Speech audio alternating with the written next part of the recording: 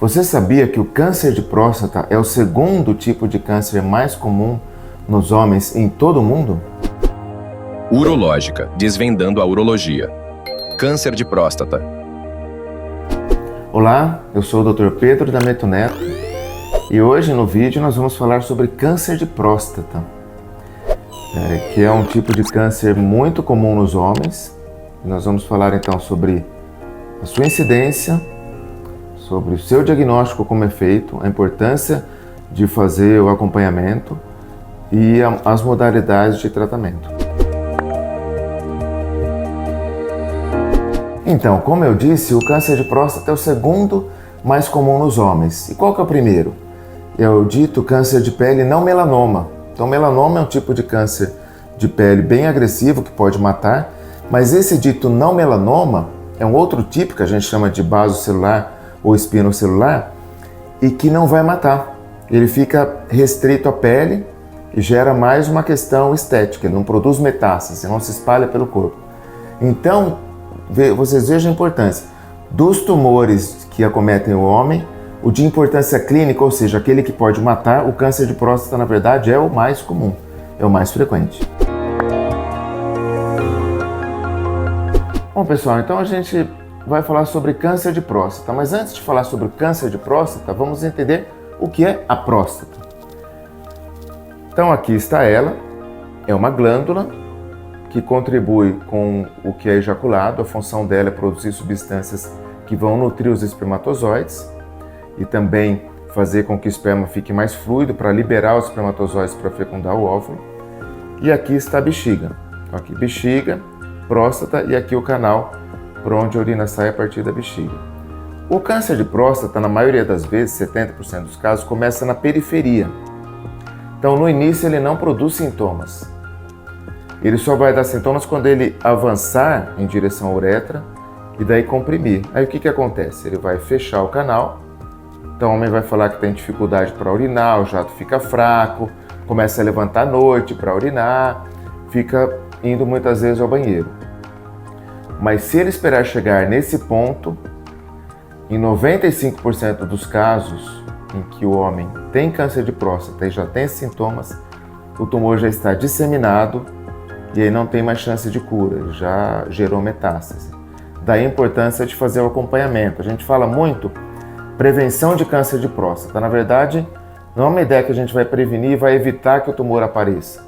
A ideia é fazer um acompanhamento para que haja uma detecção precoce do tumor. Porque ele sendo detectado no início, aí sim as chances de cura são muito grandes. E aí muitos homens vão se perguntar, puxa, mas eu tenho sintomas miccionais, eu tenho sintomas que eu tenho dificuldade de urinar, o jato está fraco, será que eu tenho câncer de próstata? Calma, porque na maioria das vezes isso pode ser hiperplasia. Hiperplasia é um aumento da próstata de células normais, não cancerosas, e que não é um fator de risco também para o câncer de próstata. E é muito mais comum do que o câncer. Então, para vocês terem uma ideia, a hiperplasia acontece em 70% dos homens a partir dos 40 anos. Ao passo que o câncer de próstata acomete 17% dos homens. Então, ele é menos comum.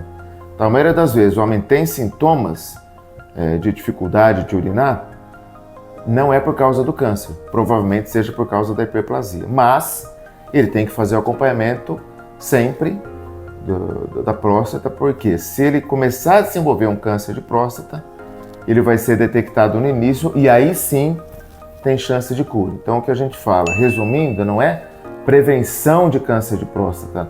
Se você entender que prevenir significa evitar que o tumor apareça. Na verdade, a ideia é fazer um acompanhamento para ter uma detecção precoce, pegar o tumor no início, quando ele é passível de cura.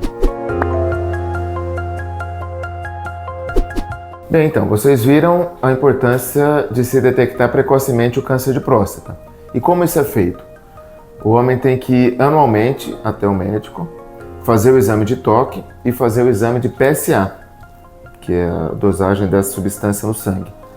Se um e o outro vier alterado, aí a gente tem que fazer outros exames para poder confirmar ou não. Então, o PSA e ou o toque da próstata alterados não quer dizer que o homem tem o câncer de próstata, mas sim que ele tem que fazer exames complementares para confirmar ou não a presença desse tumor. E com que idade se deve começar? Isso é uma dúvida que as pessoas colocam com frequência. A gente tem que distinguir dois grupos, aqueles que têm fatores de risco daqueles que não têm. E quais são os fatores de risco para câncer de próstata? A história familiar.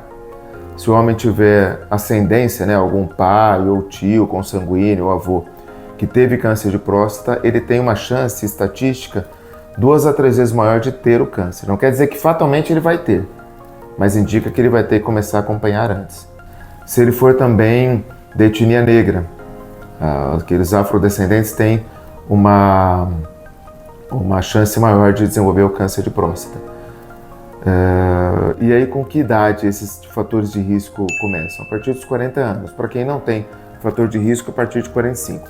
Algumas sociedades colocam quem tem fator de risco 45 e quem não tem 50. Mas como a gente tem observado o câncer de próstata surgir mais precocemente, o ideal tem fatores de risco, ou seja, etnia negra e história familiar, começar com 40 anos. Quem não tem esses fatores de risco com 45. Existem outros fatores também relacionados, então obesidade, dieta rica em gordura, sedentarismo, só que são fatores menores. O principal é o genético. Então, se o homem tiver o fator genético, tiver os genes para desenvolver câncer de próstata, mesmo que tenha um estilo de vida absolutamente saudável, ele infelizmente vai desenvolver o câncer. E daí ele tem que fazer esse acompanhamento todo ano para, como já dissemos, ter uma detecção precoce, porque se o câncer de próstata for detectado no início, vocês lembram que eu falei que se ele esperar ter sintomas, a chance de já estar disseminado é de 95%. Se ele pegar no início, aí sim as chances de cura são 95%, tende a 100%. Então, da importância de fazer esse acompanhamento sempre. Então, uma palavra sobre o toque retal, que é o grande tabu para os homens fazerem esse acompanhamento com o urologista. É por isso que muitos têm receio, têm medo, não querem ir para passar com o urologista e com isso podem ter o risco de não ter o diagnóstico de um câncer de próstata. Isso já melhorou muito. Hoje em dia, cada vez mais homens têm abandonado esse tabu. E o que se pode falar do exame? É um exame que é feito pelo ânus, mas no qual é utilizada uma geleia anestésica, então acaba sendo um exame indolor. É claro que é desconfortável, mas é um exame que dura poucos segundos e é feito uma vez por ano. Também não é uma frequência grande. E eu costumo dizer muito isso para os pacientes. Se eles não fizerem o exame de toque, além de, quando eles procurarem um médico, ter o risco do tumor já estar avançado e deles morrerem por causa do câncer de próstata, o grau de invasão do corpo desse homem vai ser muito maior com os exames aos quais ele vai ter que ser submetido do que um simples exame de toque. Então, o mais importante, o exame é indolor, é muito rápido e realmente pode salvar vidas. Não há motivo para não fazer. Bem, então o homem fez acompanhamento de forma correta todo ano com seu urologista, exame de toque, exame de PSA. Em um determinado ano, o urologista fala, olha, o seu toque veio um pouco alterado, a próstata está um pouco endurecida, parece que tem um nódulo, ou o PSA está alterado, subiu rápido. Então a gente tem que fazer uma investigação complementar, porque só isso não é diagnóstico de câncer de próstata. E daí o que fazer? Daí hoje existem 2 exames principais, a ressonância, que vai identificar se há alguma área suspeita de câncer na glândula, e a biópsia transretal. Então uma biópsia que é feita pelo reto com anestesia, e o médico vai retirar fragmentos da próstata que vão ser enviados para o laboratório, para exame microscópio. Se vier negativo, que pode ser, tudo bem, mantém só o segmento. E se vier a presença do câncer, ele vai ter que ver o que fazer, porque existem várias modalidades de tratamento. Mas aí alguma coisa terá que ser feita. E muitos homens colocam assim, puxa vida, mas eu conheço fulano que ele fazia o acompanhamento todo ano e mesmo assim ele teve o câncer de próstata. Então lembre-se que a gente não está prevenindo, não se sabe ainda como evitar que o tumor apareça. A ideia é fazer um acompanhamento para ter uma detecção precoce, para pegar o tumor no início, quando aí as chances de cura são muito altas.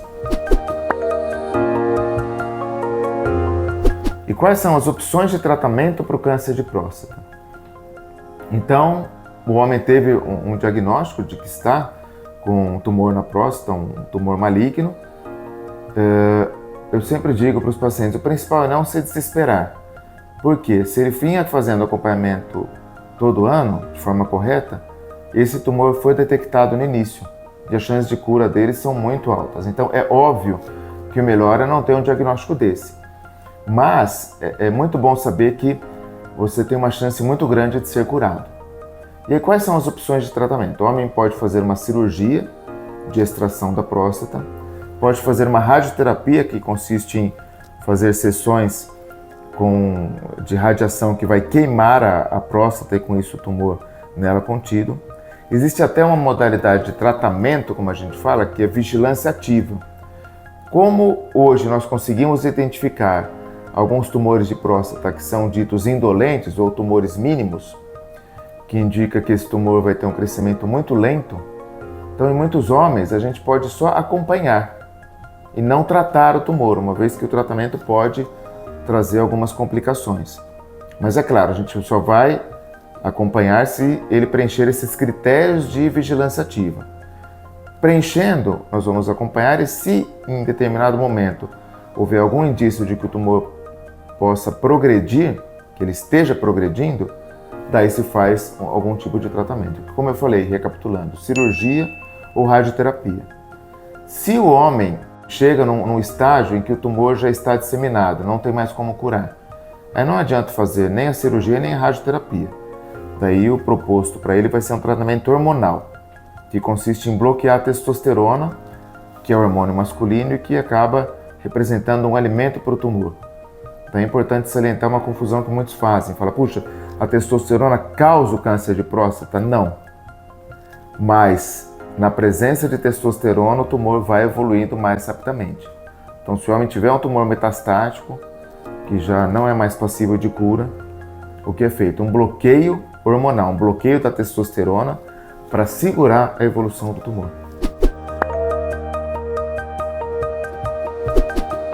Bem, o que nós temos atualmente de avanço no tratamento de câncer de próstata? Nós temos a modalidade da cirurgia robótica, que vocês podem ver no card aqui em cima, no vídeo que falamos sobre esse tipo de cirurgia.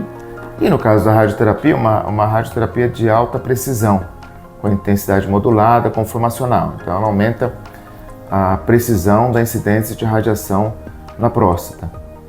E o que temos para o futuro são as chamadas terapias gênicas. Então, estudos genéticos de câncer de próstata que podem, no futuro, através de engenharia genética, poder neutralizar a ação desses genes que contribuem para o surgimento do câncer. Então, pessoal, concluindo, o câncer de próstata é o segundo mais comum nos homens, mas o mais comum, aquele tipo de câncer de pele que eu mencionei, não vai gerar metástase e não tem risco de matar. Então, dos tumores que matam, ele nos homens é o principal.